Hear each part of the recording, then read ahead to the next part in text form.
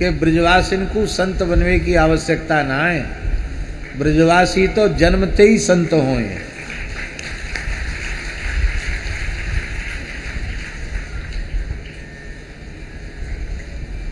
ब्रजवासी जैसी निश्चल प्रीति, निष्कपट प्रीति करवे वारो या पृथ्वी पे दूसरों कोई नहीं। ब्रजवासी जैसो प्रेम करवे वारे केवल ब्रजवासी। मनुष्य की कहा चले, घोष निवासन की कृपा सुर नर वांछत आदि अज। नाभाजी ने भक्तमाल में लिखा है, घोष निवासी माने ब्रजवासी। ब्रजवासियों की कृपा देवता चाहते हैं कि ब्रजवासी हम पे कृपा कर दें। जिन देवताओं के संबंध में लिखा है, दैवाधीनम जगत सर्वम, सारा संसार देवताओं के अधीन है।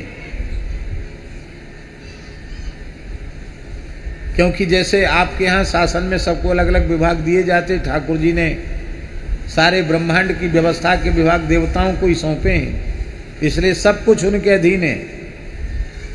लोग कहते भी हैं कि भाई देव के आगे कुछ नहीं चलता है, किसी की नहीं चलती है, पर वे देवता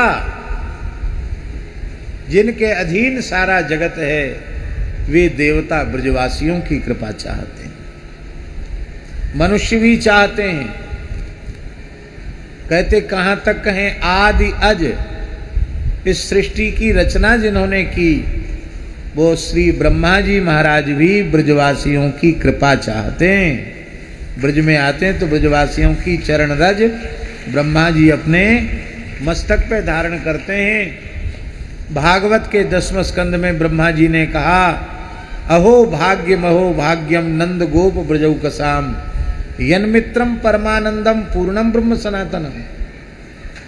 ब्रह्मा जी कह रहे हैं, अहो भाग्यम अहो भाग्यम, आहा धन्य है इन ब्रजवासियों का भाग्य, धन्य है इन ब्रजवासियों का सौभाग्य। आशय क्या हुआ पंडित जी? आशय उसका ये है कि हम परमेष्ठी पद पर विराजमान हैं। इस ब्रह्मांड का सर्वोपरि पद है परमेष्ठी पद, और उसके ऊपर केवल ठाकुर जी हैं। ब्रह्मा जी के ऊपर कोई पद नहीं है। इस ब्रह्मांड का सर्वोपरि पद ब्रह्मा जी के पास है, परमेष्ठी पद, उसके ऊपर ठाकुर जी। पर ब्रह्मा जी कहते मैं भाग्यहीन हूं, ब्रजवासी भाग्यशाली। और एक बार कहने से संतोष नहीं मिला, अहो भाग्यम अहो भाग्यम, 2 बार का अहो भाग्य है, अहो भाग्य है। इन ब्रजवासियों का क्या भाग्य है? ब्रजवासियों का बोले, यन मित्रम परमानंदम पूर्णम ब्रह्म सनातनम, पूर्ण सनातन ब्रह्म श्री कृष्ण बलदेव, इनसे इनकी प्रीति हो गई है। प्रीति नहीं, इनको इन्होंने मित्र मान लिया।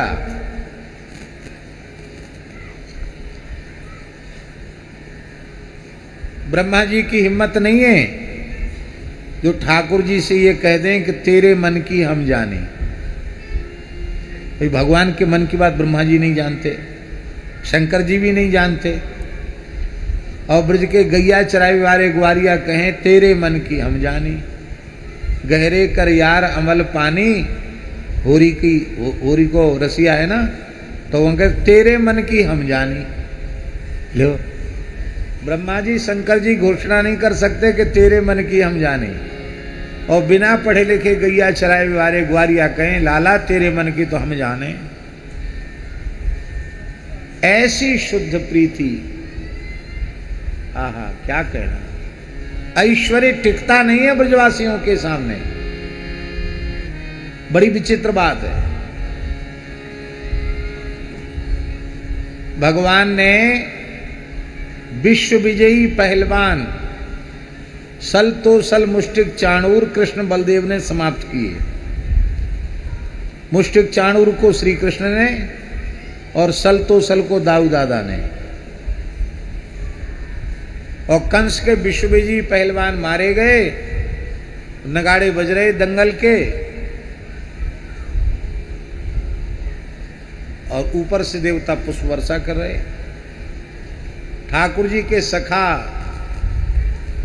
सुबल, तोक, श्रीदामा आदि। सखा बोले भैया दंगल हैगा, हमारी तो कुश्ती भई ना है। ठाकुर जी ने अपना पीतांबर और दाऊ जी ने अपना नीलांबर फहरा के कही भैया देख लो हमने अपना पटका फहराए दियो। विश्वविजयी पहलवान है सलतोसल मुष्टिक चाणूर, और हम दो भैया ने चारों खाने चित्त कर दिए, समाप्त कर दिए। अब काऊ की मैया ने दूध पिवायो हो तो आ जाओ। इतना सुनते ही सुबल ठाकुर जी से लड़ने के लिए कूद पड़ा, और तोक दाऊ दादा से लड़ने के लिए कूद पड़ा। क्यों रे, हमने तो कुश्ती लड़वा सिखा, हमारे सामने गुरु के सामने ताल ठोके हैं। और सुबल ने ठाकुर जी को धम्म से गिरा दिया, चारों खाने चित्त कर दिया, और तोक ने बलदेव जी को कर दिया। बोले देख लो भैया मथुरावासियों, विश्वविजयी पहलवानन को मारवे वारे हमारे कृष्ण बलदेव, और उन्हें एक ही दाव में चारों खाने चित्त कर देवे वारे हम सुबल और तोकते बड़ो पहलवान या धरती पे कोई दूसरो ना है। ठाकुर जी ने हृदय से लगा के कहा भैया हमारो बल तो असुरन के काज हैं, तुमते तो हमारी हारवे में ही शोभा है। ऐसी शुद्ध प्रीति ब्रजवासिन की जो कृष्ण बलदेव सो है, वो प्रीति भैया संसार में दुर्लभ है। ब्रजवासी जैसे साधु सेवी दूसरे कोई नहीं है। दास का तो सौभाग्य है पूज्य गुरुदेव भक्तमाली जी की कृपा से 1981 में हम ब्रज में आ गए, और 1981 से अब 2026 चल रहा है। 30-35 साल तो हो गया होगा, लो साहब 45 वर्ष हो गए। 1984 में चौधरी जी परिक्रमा हम गुरु जी के संगे 84 को उसकी परिक्रमा करी। श्याम सुंदर दास जी थे महंत छत्तीसगढ़ कुंज के, उनकी परिक्रमा थी, पर परिक्रमा पीछे रहती थी, हम लोग आगे निकल जाते थे। कुआर का महीना था। एक ब्रजवासी जाट देवता खेत पे काम कर रहे, और उनकी घरवारी पानी के हाथ वाली मोटी मोटी रोटी, मिर्चा को अचार और दही लेके वो पहुंची। महाराज जी को देख के, हम 2-3 साधु थे, देख के आंख से आंसू बह निकले। बाबा कुआर की धूप में बैठ जाओ, और पीछे पड़ के सबको पवाया। महाराज जी बोले खेत में काम करने वाले ब्रजवासी अपनी गृहिणी लेके आई है, और अपने पाने के पहले जबरदस्ती संतों को पवाना, इसी प्रेम से रीझ के ठाकुर जी अपना नित्य गोलोक छोड़ के ब्रज में आए। तो ब्रजवासी सहज संत होते हैं, उनमें भी संत का परम पूज्य श्री गौरांग दास बाबा जी जैसे संतों का, जिन्होंने उनका दर्शन किया आपने? नहीं किया, नहीं। पर पूज्य श्री चंद्रशेखर दास बाबा जी जैसे महापुरुषों का अनुग्रह जिन्होंने प्राप्त किया हो, उनमें संतत्व प्रकट हो जाए, इसमें कौन सा आश्चर्य है। पारस में अरु संत में बहुत अंतरो जान, वह लोहा सुवर्ण करें वह करें आप समान। संत तो अपने जैसा ही बना देते हैं, उसमें जाति का बंधन नहीं है,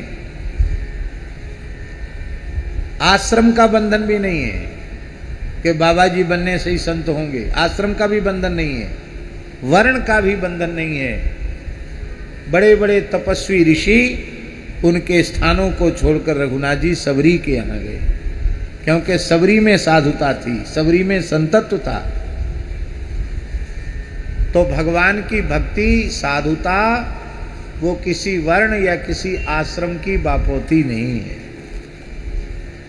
ये तो संत की कृपा जिसको हो जाए उसको वो चीज मिल जाएगी। और दास की तो एक मान्यता है, वो मान्यता ये है, भजन करने के लिए गृहस्थाश्रम बहुत उत्तम जगह है।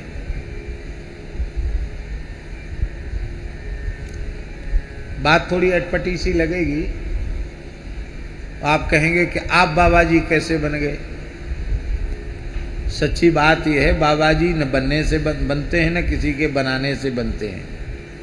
ये तो ठाकुर जी जिसके ऊपर विशेष कृपा करुणा करते हैं, हमको तो ऐसे लगता है कि पहले से सब निश्चित आता है, उसी के अनुसार सब अपने आप हो जाता है, करना नहीं पड़ता। और जो करते हैं बनते हैं वो बिगड़ने की भी संभावना बनी रहती है। हम इसलिए बोल रहे हैं कि गृहस्थाश्रम एक ऐसा कवच है, ऐसा किला है कि उसमें भजन सुरक्षित रहता है। अभी बताया कि इतना जप करने के बाद ही आप आहार लेते हैं। हम तो सच्ची बात कह रहे हैं, झूठ बोलते नहीं। एक छटाक आटा 24 घंटे में हम फाँक सकें, इतना भी भजन हमारा नहीं है। इतना भजन नहीं है हमारा कि हम 24 घंटे में छटाक भर आटा घोल के पी सकें, इतना भजन नहीं है। फिर भी ठाकुर जी की अपार कृपा है, राधा रानी की अपार कृपा है, संतों की अपार कृपा है, तो भजन तो बिल्कुल नहीं है। फिर भी ये भेष जो भगवान का है ना, इसके कारण भोले भाले गृहस्थ पता नहीं क्या सोचते हैं कि ये तो महात्मा हैं, संत हैं, 24 घंटे भजन ही करते होंगे, ये तो ठाकुर जी जाने, या हम तो अनुभव कर ही रहे कि दूर से दूर तक कहीं भी संत का वेश मात्र है, साधुता की गंध भी हम अपने भीतर अनुभव नहीं करते हैं। फिर भी लोग श्रद्धा रखते हैं वेश के कारण, तो यहाँ लुटने की संभावना ज़्यादा है। भाई उनकी श्रद्धा का लाभ तो उनको मिलेगा, पर गृहस्थ व्यक्ति गृहस्थ के कवच में सुरक्षित रहता, उसको पता नहीं चलता लोगों को। लोग यही समझते जैसे हम गृहस्थी हैं ऐसे ये वो गृहस्थी है। तो गृहस्थाश्रम में भजन की सुरक्षा है, विरक्तों के पास भजन की सुरक्षा कम है।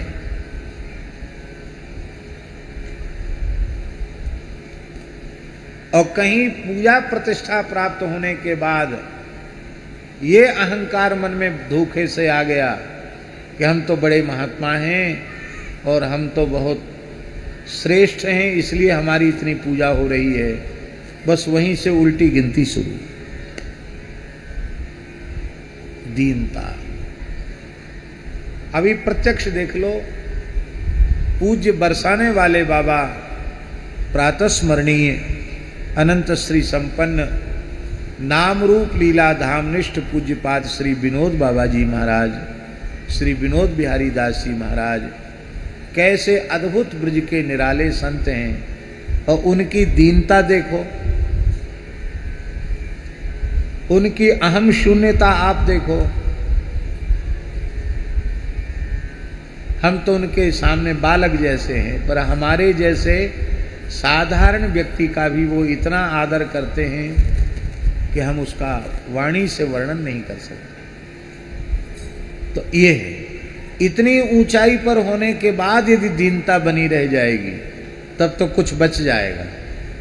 और कहीं ये आ गया कि हम पूजा के योग्य हैं इसीलिए हमारी पूजा हो रही है, तो वहीं से उल्टी गिनती शुरू हो जाएगी।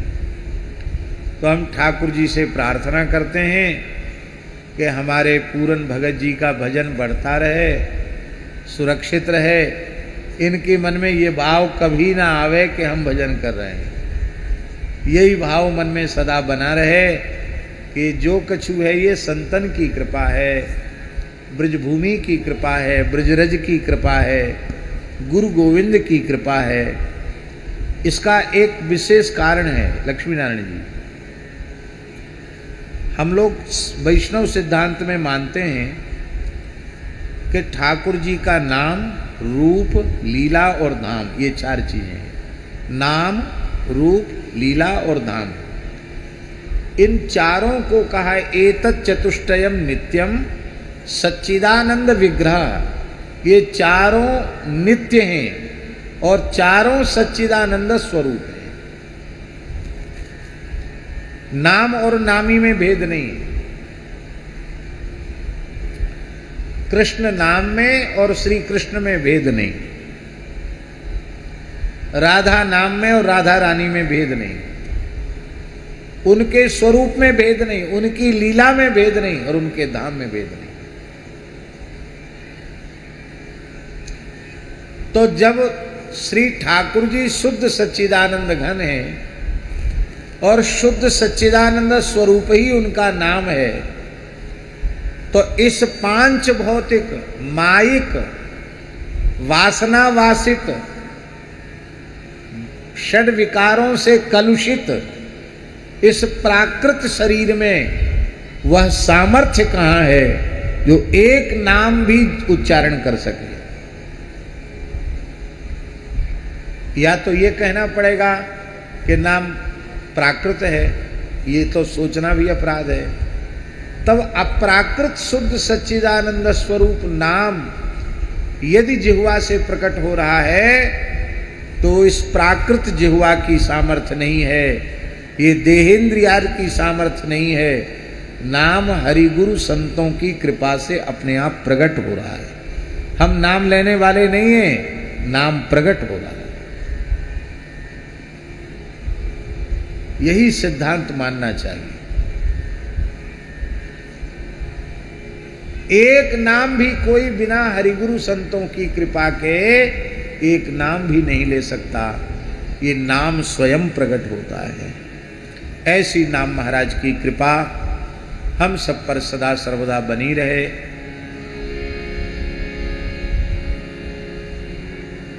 ये जो अधिक मास पुरुषोत्तम मास है, ये संक्रांति वर्जित मास है। 12 संक्रांतियां होती हैं,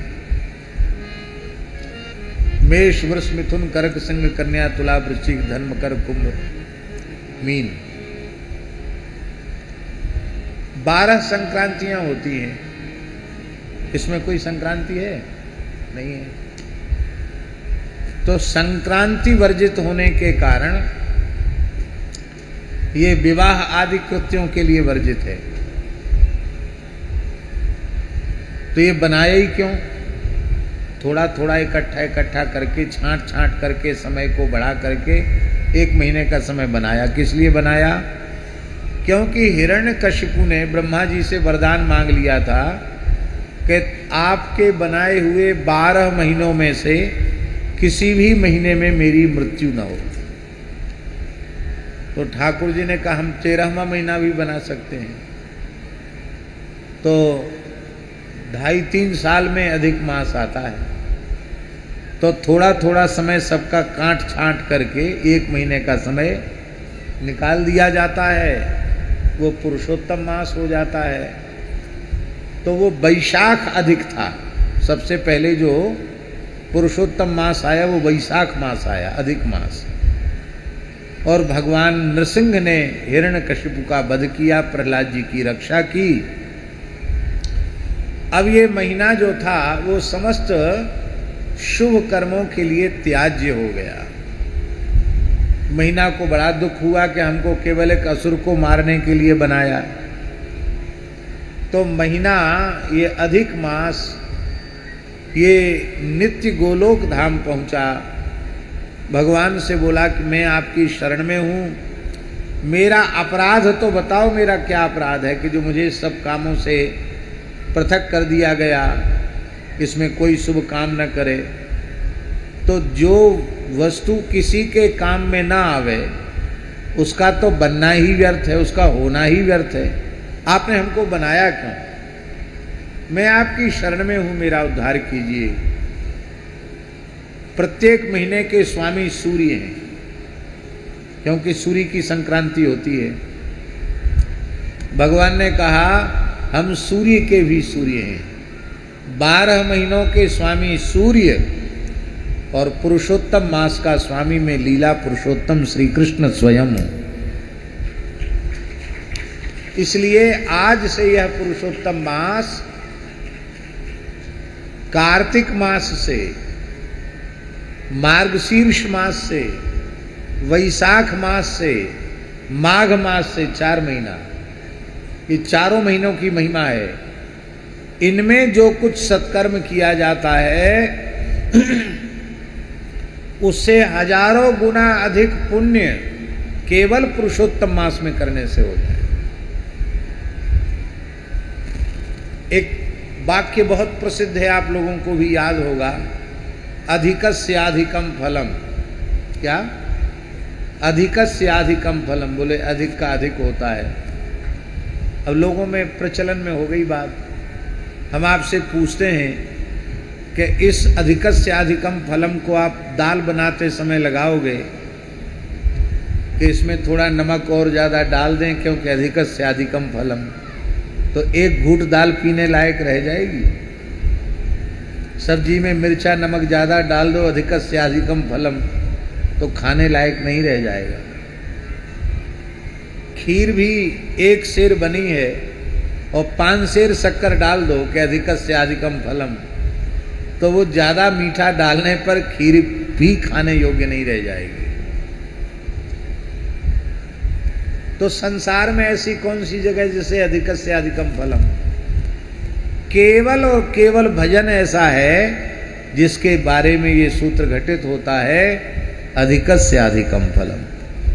इसलिए इस पुरुषोत्तम मास में यहां तक लिखा है कि आप जिस गांव में रहते हैं उस गांव की नित्य परिक्रमा करें,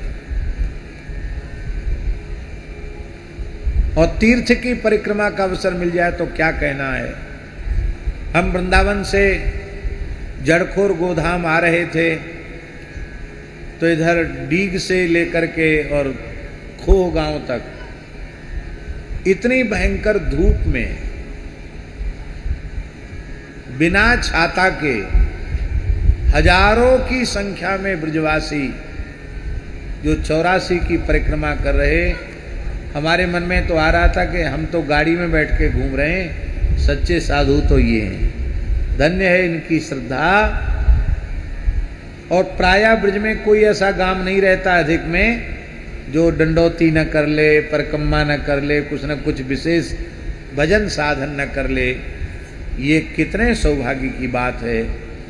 तो पहले कथा हो जाती गिड़ोह गांव में तो पुरुषोत्तम तो नहीं मिलता, लेकिन ठाकुर जी जो कुछ निश्चय करते हैं वो उत्तम ही होता है। भगवान के सभी विधान मंगलमय हैं। अब इस एक कथा का पुण्य हजारों कथाओं के बराबर हो गया।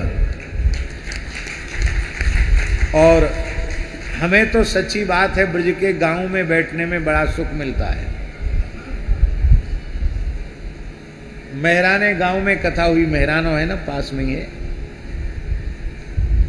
तो मेहराने गांव में कथा भई। गोरीलाल कुंज वाले महाराज जी भी पूरे समय थे। रहने की जगह भी बढ़िया नहीं थी। वो तो बहुत पुरानी बात है, 25-20 वर्ष हो गया होगा करीब। उस समय तो गांव में शौचालय भी नहीं थे। तो नीचे भैंसों का घर था और ऊपर एक हॉल था, बड़ा कमरा था। उसी में हम लोग सब एक साथ ही थे। आप थे उसमें? नहीं थे। 12-15 मूर्ति, गोरीलाल जी वाले भी उसी में थे, सब उसी में थे। सवेरे अपना अपना कमंडल लेके दूर मैदान में जाते थे, किसी के ट्यूबवेल पे जाके नहाते, फिर प्रेम से कथा होती। खूब प्रेम से कथा हुई, बहुत बढ़िया। यहाँ तो बहुत अच्छी व्यवस्था है, वहाँ तो कुछ था ही नहीं। हाँ, व्यवस्था के नाम पर और खूब आनंद रहा महाराज। तो एक ब्रजवासी बड़ो बूढ़ो बोलो, बाबा तेने कथा तो बहुत अच्छी बाँची, पर तू 7-8 दिनांत तक भैंसन के पीछे पड़े रहो। हम बार बार कहते थे ना, गैया पालो ब्रजवासी हो, भैंस मत पालो, गैया पालो। एक बड़ो बूढ़ो ब्रजवासी बोलो, बाबा तेरी कथा तो बहुत अच्छी रही, बहुत बढ़िया तेने कथा बाँची, पर तू भैंसन के पीछे पड़े रहो। बाबा कहा बतावें, हम लोग भैंसन को दूध बेच बेच के ही अपनो काम चलावें अपने घर को, ऐसे। तो बहुत आनंद है। रही समय की बात, तो हम तो वैसे भी लोग जानते हैं कि ये समय कुछ ज़्यादा ही ले लेते कथा कहने में। तो आप लोगों की जितनी सुविधा हो उतनी देर आप बैठें। आपके घर के ठाकुर जी की भी सेवा प्रभावित नहीं होनी चाहिए। और हम भी प्रयास करेंगे। 4 बजे से है ना कथा का समय? 3 बजे तो बहुत गर्मी रहती है, 4 बजे ठीक है। तो 4 से 7 कथा का समय, 7 बजे तो उजेला ही रहता है। तो कल से 4 से 7 कथा का समय रहेगा। आप लोग बीच में और उत्सव भी आएंगे, उसमें कथा कुछ बढ़ भी जाएगी तो थोड़ा और अधिक हो जाएगा। आप उसी हिसाब से अपने घर का सारा कार्य करें कि आप प्रेम से कथा श्रवण कर सकें। श्रीमद् भागवत के सर्वप्रथम महात्म्य का वर्णन किया गया है। श्रीमद् भागवत का महात्म्य वैसे तो अनेकों पुराणों में भागवत महात्म्य की चर्चा है, किंतु 2 पुराणों में भागवत का महात्म्य विशेष है। एक स्कंद पुराण और दूसरा पद्म पुराण। स्कंद पुराणोक्त भागवत महात्म्य 4 अध्यायों में है और पद्म पुराणोक्त भागवत महात्म्य 6 अध्यायों में। स्कंद पुराण का महात्म्य प्रायः कहने सुनने की परंपरा लोगों में लुप्त हो गई है, तो वो बहुत आवश्यक है श्रवण करना। स्कंद पुराणोक्त महात्म्य में ये लिखा है कि भगवान श्री कृष्ण ने ब्राह्मणों के शाप के बहाने से यदुवंश का क्षय करवा दिया और भगवान के एकमात्र वंशधर वज्रनाभ जी, उन वज्रनाभ जी को अर्जुन के साथ भेजा कि इनको ले जाओ क्योंकि द्वारिका जलमग्न हो जाएगी। भगवान श्री कृष्ण की 16,100 रानियों के सहित भगवान श्री कृष्ण के प्रपौत्र अनिरुद्ध जी के पुत्र वज्रनाभ जी ये द्वारिका से चलकर पहले हस्तिनापुर आए। और जब हस्तिनापुर में अर्जुन ने ये बताया कि भगवान श्री कृष्ण ने अपनी लीला का संवरण कर लिया है, तो पांडवों ने परीक्षित को राजगद्दी पर बिठाया और स्वयं महाप्रस्थान कर लिया। पांडव भी चले गए, स्वर्गारोहण कर लिया और परीक्षित को कह के गए कि ब्रज में पुनः राज्य की प्रतिष्ठा करो। परीक्षित जी महाराज संबंध में चाचा लगते हैं वज्रनाभ जी के, और वज्रनाभ जी संबंध में भतीजा लगते हैं। श्री परीक्षित जी और वज्रनाभ जी जब ब्रज में आए तो केवल मथुरा में चतुर्वेदी ब्राह्मणों को देखा, कुछ ब्राह्मणों को देखा। लिखा है ब्राह्मणान बानरान, 2 लोग मिले मथुरा में, बंदर मिले और ब्राह्मण मिले। बाकी संपूर्ण ब्रज शून्य था। ब्रज में मनुष्य की तो चले क्या, ब्रज में पशु पक्षी भी नहीं था। पशु पक्षी भी नहीं थे, घोर जंगल। तो बड़ा आश्चर्य हुआ कि 84 कोस के ब्रजवासी गए कहां। तो खोज करो भाई। तो ब्रज में विचरण करते करते वृंदावन में यमुना जी के निकट, यमुना जी के पुलिन पर एक पर्णकुटी दिखाई पड़ी। उस पर्णकुटी से ये अनुमान हुआ कि इस पर्णकुटी में कोई न कोई संत विराजते होंगे। सीताराम राधे श्याम की आवाज लगाई तो उस पर्णकुटी से महर्षि सांडिल्य जी निकल के आए। सांडिल्य जी से तो आपका परिचय है। सांडिल्य जी ब्रजवासियों के कुल पुरोहित हैं, यदुवंशियों के कुल पुरोहित हैं गर्गाचार्य जी, और नंद बाबा के कुल पुरोहित हैं सांडिल्य जी, और ब्रह्मानु बाबा के कुल पुरोहित हैं महर्षि भागुरी। पर ये नाम लोग प्रायः जानते नहीं हैं, लोग इतना ही बोलते हैं गर्गाचार्य जी। गर्गाचार्य जी नहीं है, गर्गाचार्य जी ब्रज में आते जरूर हैं वसुदेव जी की प्रेरणा से, पर पुरोहित उनके नंद बाबा के पुरोहित हैं सांडिली जी और वृषभानु बाबा के पुरोहित हैं महर्षि भागुरी। शांडिली जी को प्रणाम किया और कहा, महाराज आप तो ब्रजवासियों के पुरोहित हैं, आपके यजमान सब कहाँ गए? शांडिली जी हंसने लगे। शांडिली जी ने कहा, हे वज्रनाभ जी, हे परीक्षित जी, भगवान श्री कृष्ण की लीला के द्विविध स्वरूप हैं। भगवान श्री कृष्ण की लीला दो प्रकार की है। कौन कौन? बोले लीलैवं द्विविधा प्रोक्ता वास्तवी व्यावहार की। दो लीलाएं हैं, एक वास्तवी लीला, एक व्यावहार की लीला। वास्तवी लीला का नाम है नित्य लीला, नित्य विहार, और व्यवहार की लीला जो एक समय विशेष में प्रकट होती है, अवधि विशेष में, और अवधि पूरी होते ही वो लीला भी पूरी हो जाती है। जैसे भगवान श्री कृष्ण मानवीय वर्षों से 125 वर्ष का समय लेकर धरती पर आए और 125 वर्ष तक लीला करके भगवान ने लीला को समेट लिया। किंतु भगवान की जो नित्य लीला है उसमें कभी कोई बाधा पड़ती नहीं है। इसलिए हमारे ब्रज के रसिकों ने कहा, नित्य लीला के संबंध में चंद्र टरे सूरज टरे, टरे त्रिगुण विस्तार, पर दृढ़ व्रत श्री हरिवंश को टरे न नित्य विहार। नित्य विहार टलता नहीं।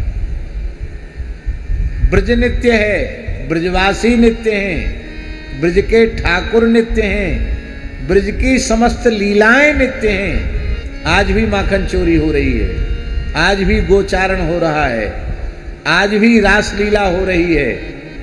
आप कहेंगे हमको दिखता क्यों नहीं? हम लोग अंधे हैं? आंख हो तो दिखेगा। इसी ब्रज में भजन करने वाले संतों ने भगवान की नित्य लीला का अनुभव इन्हीं आंखों से किया है, इसी ब्रज में। ऐसी एक दो घटनाएं नहीं है, तमाम घटनाएं। ब्रज के एक संत थे श्री राधे श्याम बाबा गिरिराज जी के, भरतपुर तक ब्रज ही आता है, ये अपना डीग वगैरह सब ब्रज में ही है। तो ब्रजवासी बालक थे राधे श्याम बाबा। तो इधर भरतपुर के आसपास ये जो डीग इधर ही है, ज़्यादा दूर नहीं है। झाड़करी का जंगल, तो झाड़करी के वन में राधे श्याम बाबा ने 56 वर्ष एक जगह रह के भजन किया। कितने वर्ष? केवल एक दोना छाछ पीते 24 घंटे में, और इतनों सौ गुड़ लेते बस। 12 मास का यही हाल था, एक दोना छाछ और इतना सा गुड़। क्या किया? तो हरे राम राम राम हरे हरे, हरे कृष्ण कृष्ण कृष्ण हरे हरे, इसको 16 न मानकर एक मानते। नाम जापक लोग तो 16 की गिनती करते हैं, इसमें 16 नाम आ गए, पर वो 16 की गिनती नहीं करते, वो गिनती करते एक। इस तरह से उन्होंने 1 अरब महामंत्र जपा। कितना? तो यदि नाम के हिसाब से जोड़ा जाए तो 16 अरब जपा उन्होंने। कितना जपा? और महामंत्र 1 को मानकर 1 अरब जपा उन्होंने। इस जप में उनको 56 वर्ष लगे। और ऐसी विचित्र विचित्र लीलाएं उनके जीवन में घटित होती थी। उनके मन में एक बार इच्छा हुई कि तुलसीदास जी को हनुमान जी ने राम जी का दर्शन कराया, क्या हनुमान जी हमें नहीं करा सकते हैं? व्याकुलता बढ़ी, हनुमान जी प्रकट हो गए। इसी ब्रज की बात है। बोले क्या चाहते हो? तुम्हारे भजन से हम प्रसन्न हैं। बोले जैसे आपने तुलसीदास जी को सीताराम जी का चित्रकूट में दर्शन कराया, ऐसे हमें दर्शन कराओ। तो हनुमान जी ने अपनी भुजा ऐसे की, बोले बैठो इस पर। वो बैठ गए भुजा पर हनुमान जी। ये झाड़करी जंगल की बात है। बोले आंख खोलो, तो आंख खोलते तो क्या देखते हैं, कामता नाथ के सामने चित्रकूट में खड़े। ये घटना लगभग 100 साल पुरानी है। साक्षात श्री सीताराम जी विराजमान। बोले है गए दर्शन, आंख बंद करो, फिर देखते हम झाड़करी के जंगल में। तो उनका गुरुजी का दिया हुआ नाम था बाबा सीताराम दास, और उनको इच्छा हुई कि ठाकुर जी के रास के दर्शन करना है। किसी ने कह दिया कि वृंदावन में सेवा कुंज में नित्य रास होता है। भोले भाले संत सेवा कुंज में चले गए, रात को छिप गए काऊ झाड़ी में। एक मास्टर और थे उनके साथ में, वो मास्टर भी उनके साथ गए, तो उनको तो किसी अज्ञात शक्ति ने बाहर कर दिया रात्रि के समय, और बाबा जी बैठ करके जप कर रहे थे महामंत्र का। तो उन्हें साक्षात श्री राधा रानी के महाराज का दर्शन हुआ, और राधा रानी नृत्य करते भई आई और सिर पे हाथ पधरा के बोली, बाबा अब तू राधे श्याम है जा। आपने चरणों में सिर रख के कहा जो आ गया, और उसके बाद बाहर निकले। अपने आप ब्रजवासी कहने लगे राधे श्याम बाबा, कहने लगे बाबा राधे श्याम, बाबा राधे श्याम, राधे श्याम बाबा के नाम से प्रसिद्ध हो गए। ये एक उदाहरण हमने इसलिए दिया कि ऐसे एक दो संत ब्रज में हुए क्या, सैकड़ों संत ब्रज में हुए, और आज भी लीला कर रहे हैं, लीला का अनुभव कर रहे हैं, आज भी लीला का अनुभव कर रहे हैं। गृहस्थों में लोग लीला का अनुभव कर रहे हैं, सब जानते नहीं हैं। और प्रत्यक्ष घटनाएं ऐसी हैं कि उनको देखकर आपको विश्वास करना पड़ेगा। हमारे शरीर की जन्मदात्री माता ब्रज में ही आ गई थी, वृंदावन में। शारीरिक रूप से कुछ अस्वस्थ थी। अस्वस्थता का कारण भी वो खुद ही थी, क्योंकि पहले बहुत तपस्या करी, बहुत व्रत, बहुत उपवास। इतना जैसे भगत जी का है ना कि इतने बजे तक हो जाए तब खाना पीना, ऐसे ही उन्होंने अपने जीवन में ऐसे ही किया। इतना नियम हो जाएगा तब जल पीना, तब कुछ खाना। एकादशी को केवल तुलसी दल लेना और कुछ नहीं लेना। और गामन में काम तो खूब होता है, घर में काम कम होता है क्या? माताओं के पास बहुत काम होता है, सब काम यथावत करना। तो यहाँ वृंदावन आ गई। एक दो घटनाएं नहीं, ऐसी विचित्र विचित्र घटनाएं। भगवत धाम जाने के, बाबा पंडित जी भगवत धाम जाने के कुछ दिन पूर्व की बात। बोली हमारे पैरों में दर्द हो रहा है, तो पेट में एक नली पड़ी हुई थी, कुछ तकलीफ थी इसके कारण। तो एक ब्रजवासी नर्स को रखा, तो उसने कहा कि माताजी आप तो चलती फिरती तो है नहीं, आप तो व्हील चेयर पे चलती हैं, और इन्फेक्शन का डर रहता है, इसलिए कोई भीड़ भाड़ भी नहीं आती आपके पास, तो आपके पैर में दर्द कैसे हो गया? तो बोली हम भांडीर वन पर खेलने गए थे। किसके संग गए थे खेलने? बोले वो हमारी राधा सखी बोलती थी, राधा सखी आई थी, उनके साथ गए थे खेलने के लिए। कौन भांडीर वन? बोले जहां ब्रह्मा जी ने राधा कृष्ण का विवाह कराया वही जगह तो है। तो आप तो चल नहीं सकती। बोले जैसे ही राधा रानी आती हैं हमारा ये स्वरूप थोड़ी रह जाता, हमारा स्वरूप तो बदल जाता है। वहाँ हम खेलते रहे और उसी से थक गए लौट के। तो तुमको भेजने कौन आया? तो बोले तुम्हें दिखाई नहीं पड़ता है, सामने राधा रानी खड़ी हैं, दाहिनी तरफ रंग देवी हैं और बाईं तरफ तुंग विद्या है। रंग देवी का नक्सिक वर्णन, तुंग विद्या का नक्सिक वर्णन, जबकि उनको तो ललिता विशाखा के अलावा कोई नाम ही याद नहीं थे। राधा रानी का नक्श श्रृंगार का वर्णन। फिर वो उनसे सपना देखा तो नाराज हो गई। मैंने अपने जीवन में कभी झूठ नहीं बोला, मैं झूठ नहीं बोलती हूं। देखो ये भांडीर बन की रज है, मुट्ठी खोली तो उसमें भांडीर बन की रज। बोले हमारे पैर देखो, अब पैर में तो ऊपर से कपड़ा डला हुआ था, पैर देखा तो ऊपर तक जमुना जी की रज लगी हुई पैरों में। बोले देखो हम अभी चल के आए हैं, देखा नहीं तुमने अभी। और बोली, नर्स से बोली, देखो वहां राधा रानी खड़ी हैं, उधर उनकी सखी खड़ी हैं, उनके पीछे में 2 सखी खड़ी हैं, तो वहां से बच के जाना। अब वो जाने वाली हैं, वहां से बच के जाना, तुम्हारे शरीर की गंध उनको ना लगे। तो कमरे में जैसे ही वो ऐसे गई तो आज भी वो है नर्स, पूरे शरीर में उसके रोमांच आ गया, दिव्य सुगंध। फिर उसने सिटकनी खोली कमरे की, बोले आप चली गई हैं। फिर बोली देखो अब उधर से बच के आना, उधर जो रज इस कोने में है ना वो राधा रानी की चरण रज है, और उधर जो चरण रज है वो उनकी सखियों की चरण रज है। तो सखियों की रज अलग रखो, राधा रानी की रज अलग रखो, मिलाना नहीं, क्योंकि वे स्वामिनी है और वो सखी हैं, मिलाना नहीं। आज भी वो रज रखी हुई है। ऐसी 1-2 घटनाएं नहीं, जाने कितनी घटनाएं।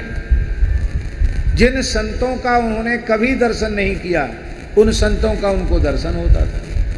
राधा बाबा का कभी दर्शन नहीं किया, उनका दर्शन। हनुमान प्रसाद पोद्दार जी का कभी दर्शन नहीं किया, भाई जी का बार बार दर्शन। स्वामी श्री हरिदास जी का दर्शन, श्री हरिवंश जी का दर्शन, ब्रज के रसिकों के दर्शन उनको होते। और ये बात तो अभी कितने 2 साल भी नहीं हुआ ना, है 2-2.5 साल कहाँ हुआ। अब अगली कार्तिक आएगा तब 2 साल होंगे। ये बात हम इसलिए कह रहे हैं कि निश्चल निष्कपट भाव से, ईमानदारी से जो भजन करते हैं उनको आज भी पद पद पर नित्य लीला का अनुभव होता है। तो ये जो बात लिखी है सांडली जी ने, जो कहा कि ब्रज ठाकुर जी का नित्य लीला धाम है, आज भी समस्त लीलाएं हो रही हैं। भाग्यशाली लोग उसका अनुभव करते हैं। तो देखो ब्रजवासी कहूं गए ना आए, वो नित्य लीला से प्रकट लीला में आए थे, और जब ठाकुर जी की प्रकट लीला पूरी हो गई तो ब्रजवासी पुनः नित्य लीला में विराजमान है। तो सांडली जी बोले, न तो ठाकुर जी कहूं ब्रज छोड़ के गए, न दाऊ दादा छोड़ के गए, न ब्रजवासी गए, न राधा रानी गई, न सखियां गई, ये सब यही हैं। नित्य लीला आज भी ब्रज में हो रही है, ये सांडली जी ने कहा। और अपने यहाँ जड़खोर में तो सौगंधी पर्वत है, सौगंधनी शिला है, जहाँ ठाकुर जी ने छू के कहा, ब्रजवासी बल्लभ सदा मेरे जीवन प्राण, इन तज अनत न जाऊंगा मोहि नंद बाबा की आन। नंद बाबा की सौगंध खा के ठाकुर जी ने कहा हम ब्रज छोड़ के नहीं जाएंगे। और आज भी ठाकुर जी ब्रज छोड़ के नहीं गए। अब बड़ा भाव जगा वज्रनाभ जी का कि भगवान की नित्य लीला ब्रज में हो रही है, वो हमें दिखाई नहीं पड़ रही है, तो महाराज हम पे कृपा करो, कैसे हमको उसका अनुभव हो ब्रज की नित्य लीला का। तो महाराज जी वहां स्पष्ट लिखा है, शांडली जी ने कहा ब्रज की गाय, ब्रजवासी, कुंड, कुंज, पर्वत और नदी, यही है ब्रज का स्वरूप। इनकी सेवा करो तो ठाकुर जी की नित्य लीला में प्रवेश होगा। अब ये स्कंद पुराण का संदेश इतना अद्भुत है, हम लोग ब्रजवास करने तो आ जाते हैं, लेकिन ये विचार नहीं करते कि ब्रज की प्रकृति का हमारे द्वारा संरक्षण हो रहा है या ब्रज की प्रकृति का हमारे द्वारा विनाश हो रहा है, ये हम अनुभव नहीं कर पाते। और फिर सोचते हैं हमको लीला का अनुभव हो। कैसे हो लीला का अनुभव? तो नदी, कुंज, कुंड, पर्वत और गोपी, ग्वाल, गाय, इनकी सेवा करो और ब्रज में विलुप्त राधा कृष्ण की लीला स्थलियों का पुनः उद्धार करो तो तुमको ब्रज लीला में प्रवेश प्राप्त हो जाएगा।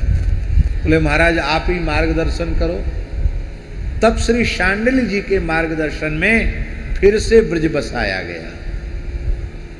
क्या क्या बसाए वो भी लिखा है महाराज जी। गोवर्धने दीर्घपुरे मथुरायां महावने नंदिग्रामे बृहत्सानौ कार्या राज्य स्थितिस्त्वया।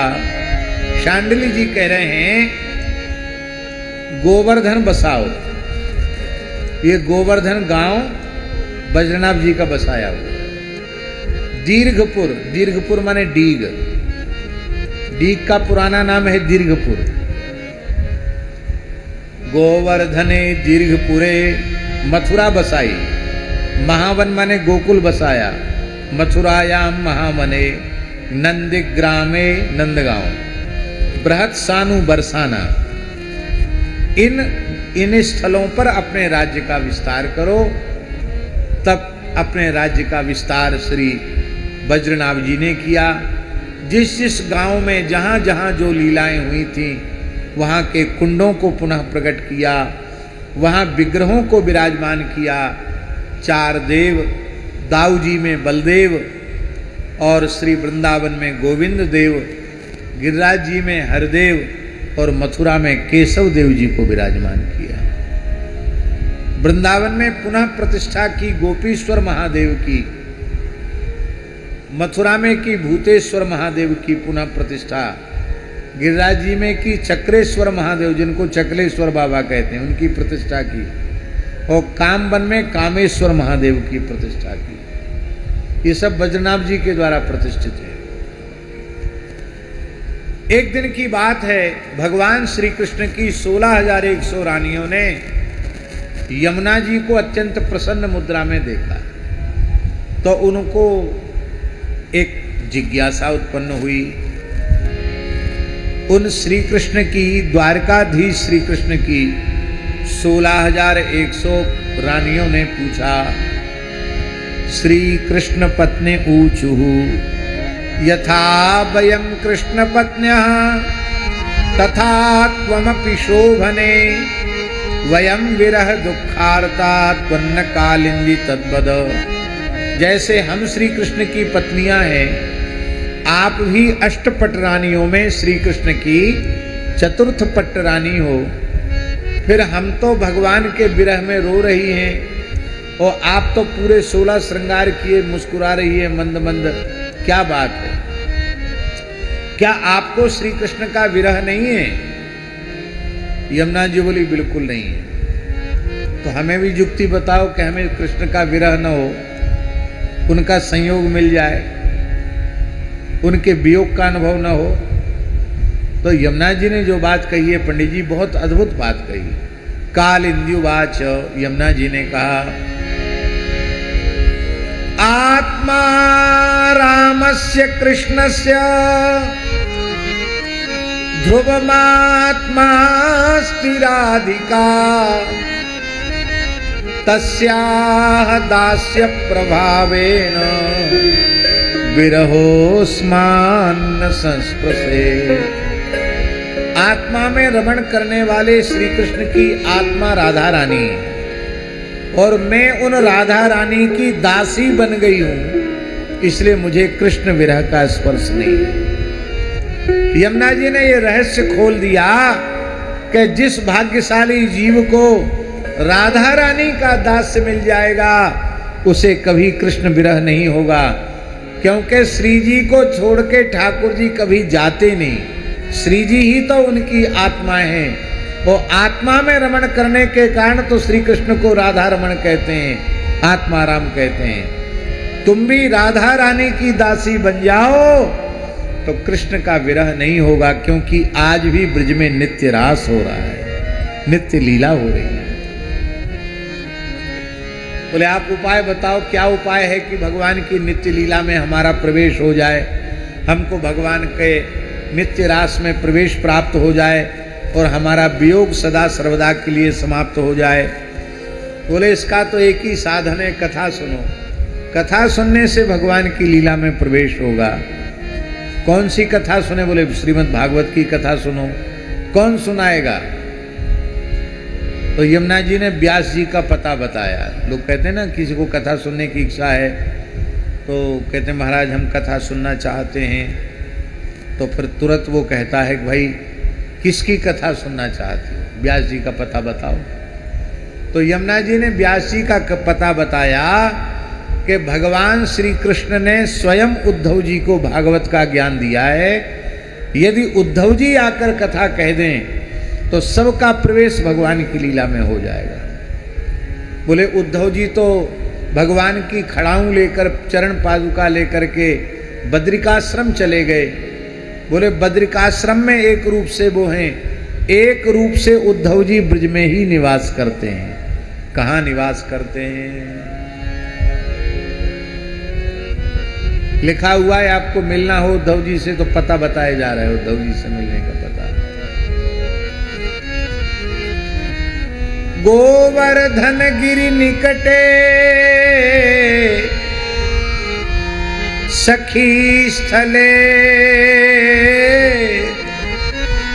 तद्रजः कामः तत्रत्यां कुर्वल्ली रूपेणास्ते स उद्धवो नूनम। बड़ा अद्भुत भाव। श्री गोवर्धन पर्वत के निकट में जो सखी स्थल है, ये सखी स्थल माने कुसुमवन, कुसुम सरोवर है ना, कुसुमवन कुसुम सरोवर, इसको पुराणों में सखी स्थल कहा गया। गोवर्धन गिरि निकटे सखी स्थले तद्रजः कामः। गोपियों की चरणरज प्राप्ति की कामना से तत्रत्यांकुरवल्ली रूपेणास्ते स उद्धवो नूनम। वहां के लता पता वृक्ष के रूप में उद्धव जी, कुसुम वन के जितने वृक्ष हैं वो सब साक्षात उद्धव जी। तो चलो वहीं कीर्तन करेंगे, उद्धव जी प्रकट हो जाएंगे। मृदंग ताल ललित सुंदर संकीर्तन सबने मिलकर आरंभ किया और वहां की भूमि पिघल गई कीर्तन के रस से। गिरिराज जी की शिलाएं पिघलकर बहने लगी और वहीं से एक तीर्थ प्रकट हो गया जिसका नाम है उद्धव कुंड। एक कुसुम सरोवर के ठीक पृष्ठभाग में उद्धव कुंड है। उधर जाएंगे तो उद्धव कुंड, इधर आएंगे तो कुसुम सरोवर, बिल्कुल ऐसे। बोलो उद्धव जी महाराज की जय। उद्धव कुंड बड़ा दिव्य है। आज भी छोटी सी जगह है उद्धव कुंड की, लेकिन बहुत दिव्य स्थल है। आज भी वहां की सघन झाड़ियां, लता पता बड़ी दिव्य है। बोलो श्री उद्धव जी महाराज की जय। उद्धव जी लता गुल्म के मध्य से प्रकट हो गए। उद्धव जी को साष्टांग प्रणाम किया सबने और प्रार्थना की कि आप कथा सुनाओ। उद्धव जी ने 1 महीने में कथा सुनाई भागवत की। सप्ताह कथा नहीं सुनाई। कितने दिन में सुनाई? 1 महीने में। और उद्धव जी ने 3 प्रकार के भागवत के पारायण बताए। 1 महीने में या 2 महीने में जो कथा होती उसे सात्विक कहा, सप्ताह कथा को राजस कहा, और जिस कथा में कोई क्रम ही नहीं है, न दिन का नियम न कथा का नियम, कोई क्रम का नियम नहीं, उसको तामसी कहा। और जो निष्काम भाव से कही सुनी गई प्रेम पूर्वक, उसको निर्गुण कथा कहा, गुणातीत कथा कहा। ये 4 भेद उद्धव जी ने कथा के बताए। इसलिए सुखदेव परीक्षित में कामना शून्य होकर कथा कही गई। इसलिए सप्ताह कथा होने पर भी वह निर्गुण पारायण। अभी कथा चल ही रही थी, परीक्षित भी उस कथा में विराजमान थे, परीक्षित जी भी थे। तो हस्तिनापुर से सूचना आई कि आपके बहुत समय यहां रह जाने के कारण राज्य में व्यवस्था बिगड़ रही है, आप पधारें। उद्धव जी ने आज्ञा दी कि तुम चक्रवर्ती सम्राट हो, सारी धरती के राजा हो, तुम्हें जाकर प्रजा की सेवा करनी चाहिए। बहुत ऊंची बात है ये। प्रजा का जो सेवक है वो राजा है, तो उसका प्रधान काम ये है कि उसकी प्रजा कहीं दुखी न हो, ये उसका प्रधान कर्तव्य है। तो उद्धव जी ने कहा कि तुम राजा न होते तो हम नहीं कहते तुमसे, पर राजा हो, राजा का प्रधान धर्म है प्रजा की सेवा। और कहने की बात नहीं है, प्रत्यक्ष अभी भारत देश के दो नेताओं को देख लो, एक उत्तर प्रदेश के योगी जी और एक देश के मोदी जी। ये दोनों कितना श्रम करते हैं, आप तो बहुत निकट हैं, आप अनुभव करते होंगे। बिना थके बिना रुके इतना अद्भुत श्रम करने वाले।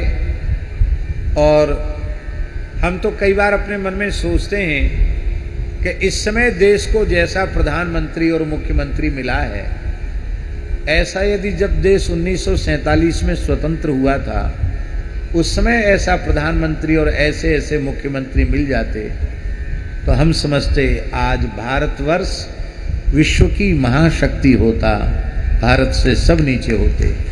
लेकिन ये प्रक्रिया यदि निरंतर आगे चलती रही तो वह दिन दूर नहीं होगा जो विश्व की प्रथम प्रधान महाशक्ति भारत राष्ट्र बनकर रहेगा, इसमें संदेह नहीं। बस अब ये काम हम आप सबका है, जो ईमानदारी से प्रजा के सेवक हैं, गौ ब्राह्मण संत दीन दुखी सबकी भेद शून्य होकर के सेवा करते हैं, ऐसी अच्छी विचारधारा वाले लोगों को आगे तक पहुंचाना, शासन में पहुंचाना, ये किसका काम है? ये जनता का काम है। जनता अपना काम करती रहेगी तो बिल्कुल होगा। ये तो भगवान ने बड़ी कृपा की। पश्चिम बंगाल थोड़े ही समय में बांग्लादेश बन जाता, पूर्वी बंगाल पश्चिम बंगाल का भेद खत्म हो जाता और फिर स्थिति बहुत ज़्यादा बिगड़ जाती। लेकिन भगवान ने बड़ी कृपा की, राधा रानी ने बड़ी कृपा करी कि आज 75 वर्ष के बाद बंगाल ने फिर अनुभव किया है कि हम स्वतंत्र हुए। तो अच्छी विचारधारा के लोग आए तो उसका तत्काल परिणाम दिखाई पड़ रहा है। तो हम कहना ये चाहते हैं, राजधर्म है प्रजा की सेवा। संस्कृत भाषा में राजा शब्द के कई अर्थ होते हैं। एक अर्थ होता है छत्र चामरादि राजते शोभते इति राजा, जो छत्र छड़ी चमर सिंहासन से जिसकी शोभा हो वो राजा है। राम जी बोले ये परिभाषा हम नहीं मानते। राम जी क्या बोले कि खाली छड़ी छत्र लगा के बैठे और लोग बिरदावली बाँचे, उसको हम राजा नहीं मानते। राम जी ने कहा जो प्रजा का रंजन करे वो राजा, राजा प्रजा रंजनात्, जो प्रजा को सुखी करने की भावना रखे, अपने सुख दुख का विचार न करे, प्रजा के सुख दुख का विचार करे, वो राजा कहलाने के लायक है। इसलिए आज भी पूरे संसार में राम राज्य को आदर्श माना जाता है। भाई कैसा राज्य चाहिए? राम जी के जैसा राज्य चाहिए, राम राज्य चाहिए। तो उद्धव जी ने कहा आप जाओ, आपका प्रथम कर्तव्य यही है। परीक्षित बोले हमको तो कथा इतनी अच्छी लग रही है कि अब हमारा मन कहीं जाने का नहीं है। पता नहीं कौन सा पाप उदय हो गया जो कथा के बीच से हमको जाना पड़ रहा है। रोने लगे कथा के विरह में परीक्षित जी। तब उस समय उद्धव जी का हृदय प्रेम से द्रवित हो गया। उद्धव जी ने कहा मैं तुम्हें आशीर्वाद देता हूँ, बड़ा प्यारा श्लोक है। नंद नंदन रूपस्तु श्री शुको भगवान ऋषि श्रीमद् भागवतम तुभ्यम श्रावयिष्यत्य संशयम्। साक्षात नंदनंदन श्री कृष्ण ही शुकदेव रूप से प्रकट होकर के तुम्हें संपूर्ण कथा सुनाएंगे, ये मेरा आशीर्वाद है। लोग यही समझते हैं पंडित जी, लोग यही समझते हैं कि पहली कथा सुखदेव जी ने कही और परीक्षित जी ने सुनी, और वो पहली कथा सुखताल में हुई। लेकिन जब स्कंद पुराणोक्त भागवत महात्म्य को हम देखते हैं तो उसमें है कि पहली कथा ब्रज में हुई। कहाँ हुई? कुसुम सरोवर पर हुई। और किसने कही? उद्धव जी ने कही। भागवत की पहली कथा ब्रज में हुई है, और इस उद्धव जी की कथा से ही शुकदेव जी की कथा का जन्म हुआ है। अब प्राय सब जगह भागवत की कथाओं में वही धुंधकारी वाला उपाख्यान सब सुनाते हैं, ये तो कोई सुनाता नहीं। पर ये ब्रज महात्म्य से युक्त ये विशेष महात्म्य है भागवत जी का।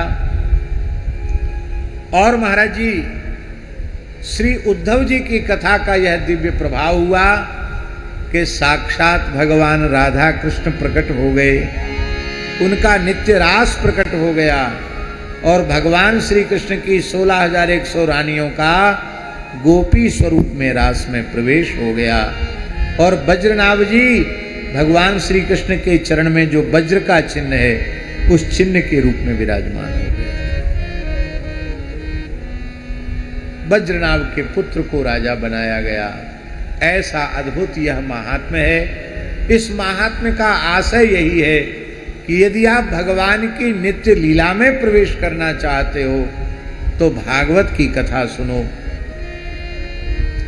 किसी महल में आप प्रवेश करना चाहते हैं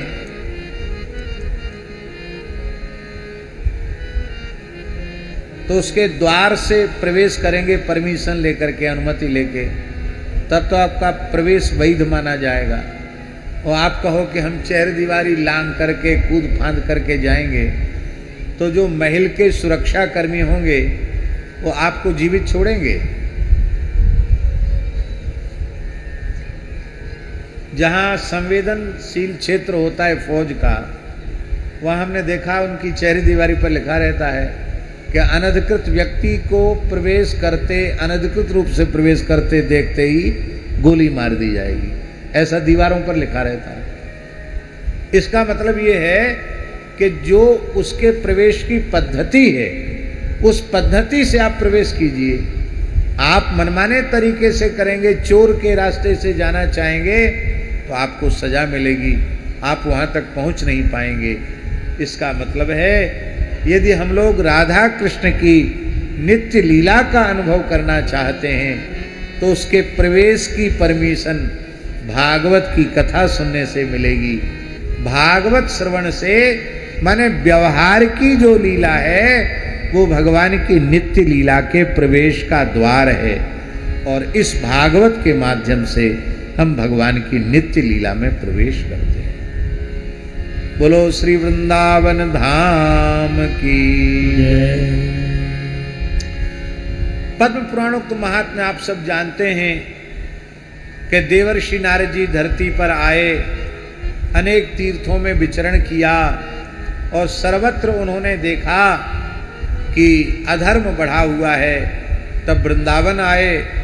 वृंदावन में भी उन्होंने एक विचित्र दृश्य देखा। एक ये ज्ञानगुदरी क्षेत्र की घटना है जो हमारे मोहल्ले में ही है, बंसीवट ज्ञानगुदरी। इसी ज्ञानगुदरी की घटना है। एक रत्न सिंहासन पर देवी विराजमान है, अनेक देवियां उसकी सेवा में उपस्थित हैं और दो वृद्ध सामने पड़े हुए हैं, अंतिम श्वास गिन रहे हैं। वो रो रही है देवी। नारद जी ने देखा तो आगे बढ़ने लगे। उस देवी ने खड़े होकर कहा, हे महात्मन कुछ क्षण रुकिए क्योंकि आप मेरी चिंता को दूर कीजिए। कहा देवी आपका परिचय क्या है? बोले मैं भक्ति हूँ।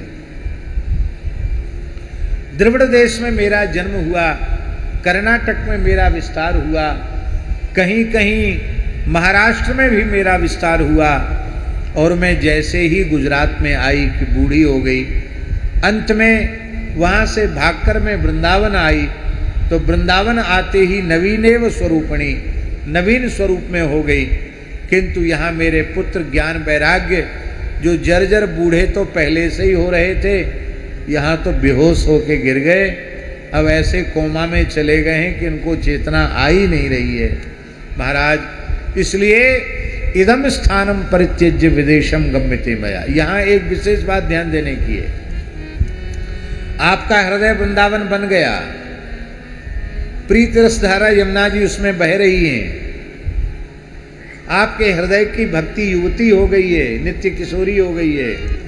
किंतु यदि आपके हृदय का ज्ञान, आपके हृदय का वैराग्य जर्जर है, तो आपके हृदय रूपी वृंदावन में भक्ति रहेगी नहीं।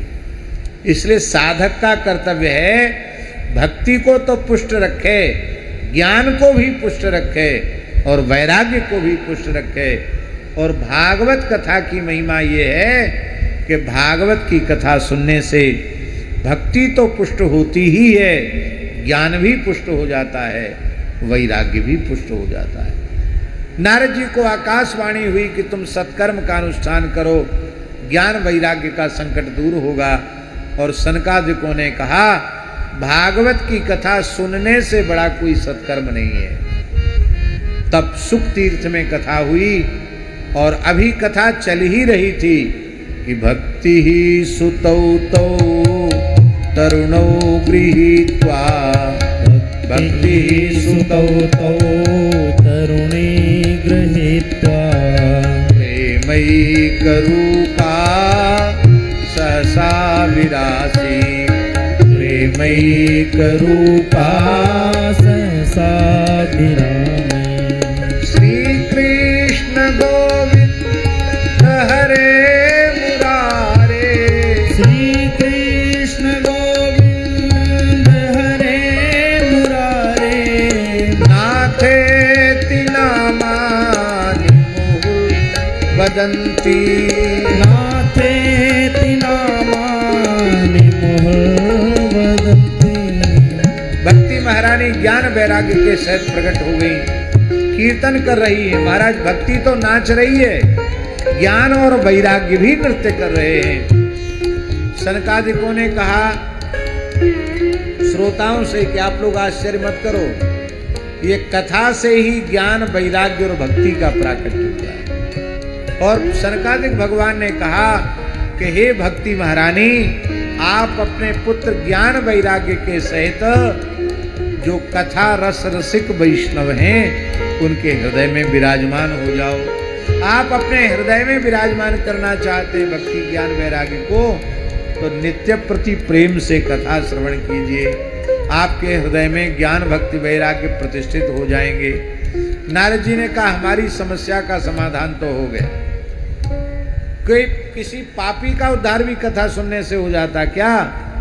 बोले हाँ महाराज, धुंधकारी ने अपने जीवन में कथा नहीं सुनी, भयंकर पाप कर्म के दुर्गति पूर्वक मरने के कारण प्रेत बन गया, और गोकर्ण जी ने सूर्य नारायण की आज्ञा से प्रेत धुंधकारी को कथा सुनाई, तो वो भी विमान में बैठ के भगवान के धाम को चला गया।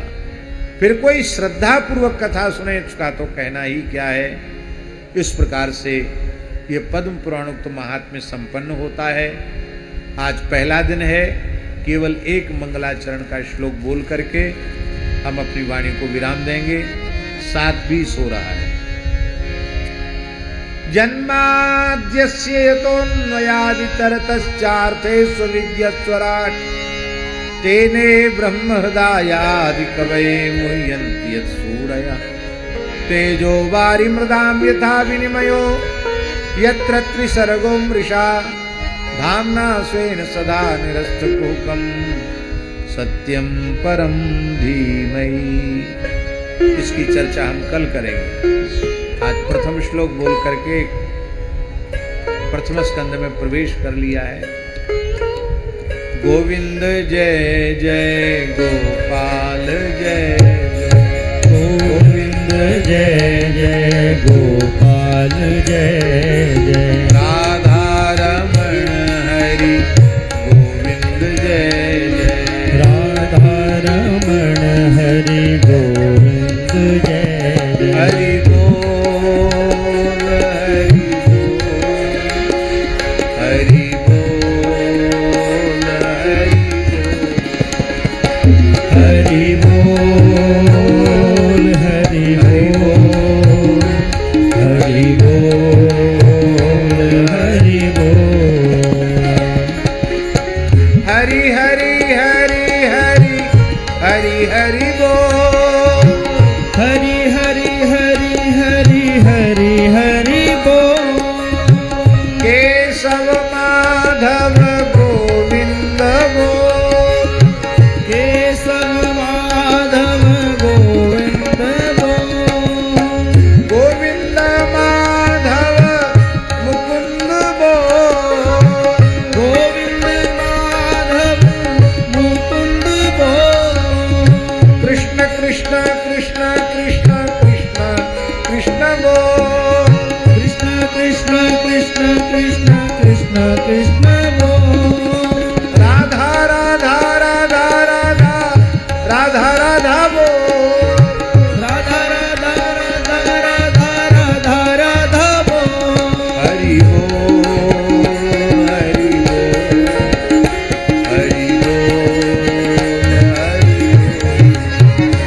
हरि बोल हरि बोल हरि बोल हरि बोल हरि बोल हरि बोल हरि बोल